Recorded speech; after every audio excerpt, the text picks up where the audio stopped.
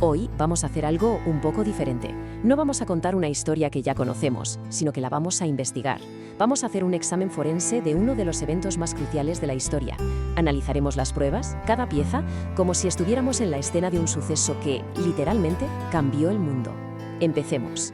Nuestra investigación nos lleva a un lugar y a un momento muy concretos. A Jerusalén, en abril del año 33. Esta es nuestra escena del crimen, por así decirlo. Y como en toda buena investigación, cada detalle cuenta. Aquí tenemos el plan de ruta para nuestro análisis.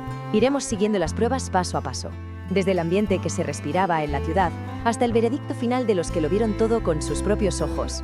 Lo primero es lo primero. Para entender de verdad lo que pasó, tenemos que meternos en el contexto. Aquel día, Jerusalén no era una ciudad cualquiera. Era, literalmente, un polvorín a punto de estallar. A ver, imaginad esto por un momento. Una ciudad que normalmente tiene unos 80.000 habitantes, de repente tiene que acoger a más de 200.000. Más del doble. Las calles estaban a reventar de peregrinos llegados de todos los rincones del imperio. Esta superpoblación creaba un ambiente de tensión brutal. Y pensemos en lo que se sentía. El aire olía a la sangre de los sacrificios, al pan ácimo. Se oía el balido de miles y miles de corderos por todas partes. Y por debajo de todo eso se mascaba la tensión política entre los judíos y los romanos que los ocupaban. Era una ciudad al límite de su capacidad. Vale, con el escenario ya claro, vamos a centrarnos en el sujeto principal de nuestra investigación. Vamos a analizar su recorrido, no solo el camino físico que hizo, sino cómo ese camino parece cumplir con pruebas documentales muy antiguas. Desde un punto de vista puramente forense, el estado físico del acusado era crítico antes incluso de la ejecución.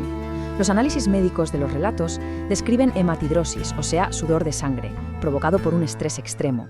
Una flagelación con un látigo diseñado para arrancar la piel y la carne. Esto le provocó una hemorragia masiva, dejándolo en estado de pre-shock. Y a eso súmale una noche sin dormir y tener que caminar más de 4 kilómetros de un juicio ilegal a otro. Y la brutalidad no se detuvo ahí. El condenado tuvo que cargar con el travesaño de la cruz, el patíbulo, que pesaba, ojo, entre 34 y 57 kilos. Ya estaba tan débil por la sangre perdida y el maltrato que, como cuentan los relatos, se desplomó y tuvieron que obligar a otro a llevarlo. Y aquí es donde la investigación da un giro que te deja sin palabras. Este texto del profeta Isaías describe la escena con una precisión asombrosa, pero es que fue escrito 700 años antes de que pasara.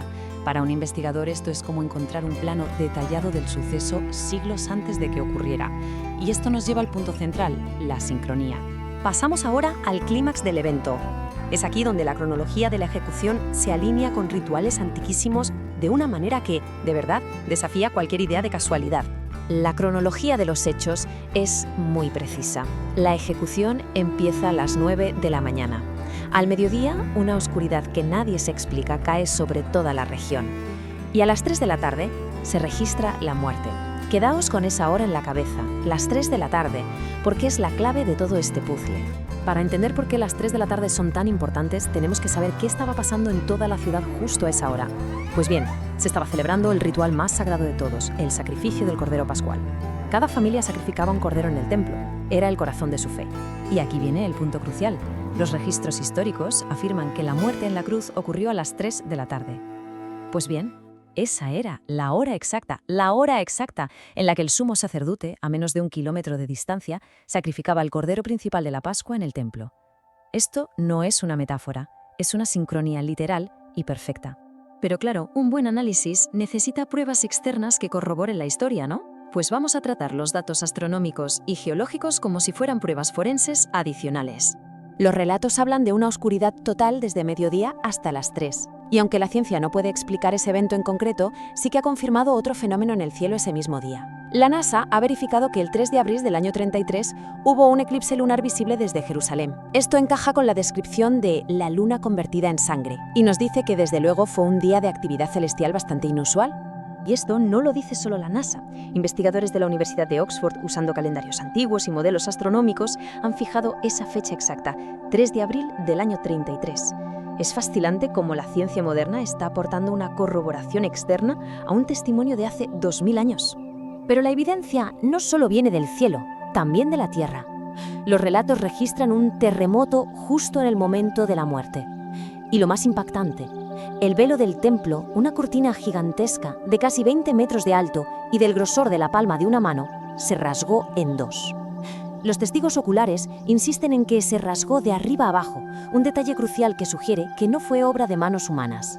Analicemos ya los momentos finales y las últimas palabras, que son como la culminación de todas las pruebas que hemos ido presentando. La última palabra que se pronunció fue tetelestai.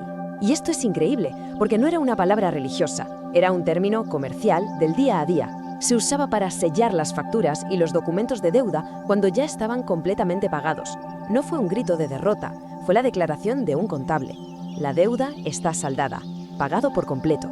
¿Y cuál fue el veredicto del principal testigo presencial? Pues un centurión romano, un verdugo profesional, un tipo que había visto morir a decenas de personas. Al observar cómo murió, la oscuridad del terremoto, su declaración, que quedó registrada, fue: verdaderamente este era hijo de Dios.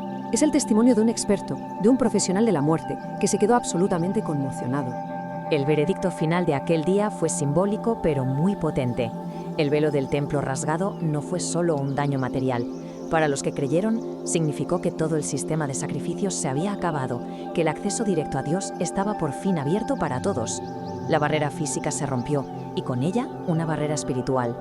Resumiendo, nuestra investigación forense ha encontrado una ejecución cuyo momento coincide con una precisión milimétrica con profecías de 700 años antes y con el ritual más sagrado de la cultura judía.